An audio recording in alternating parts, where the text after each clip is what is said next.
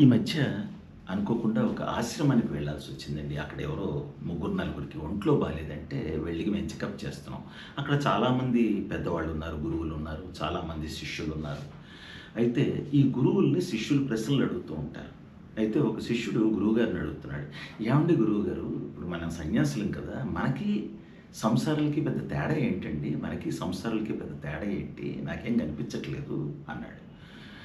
"చూడు బాబు, సన్యాసి అంటే చక్కగా ముక్కు మూసుకొని తపస్సు చేస్తాడు మనలాగా. ముక్కు మూసుకొని చక్కగా తపస్సు చేసుకుంటాడు. అదే సంసారి అయితే నోరు మూసుకొని, నోరు మూసుకొని కాపురం చేస్తాడు. నోరు గట్టిగా మూసుకొని కాపురం చేస్తాడు. అది తేడా.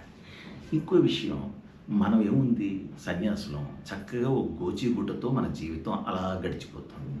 అదే సంసారం అయితే నిత్యం పేచీ. పేచీ లేని రోజు ఉండదు. పేచీ లేని గంట ఉండదు. నిత్యం పేచీ. అది విషయం."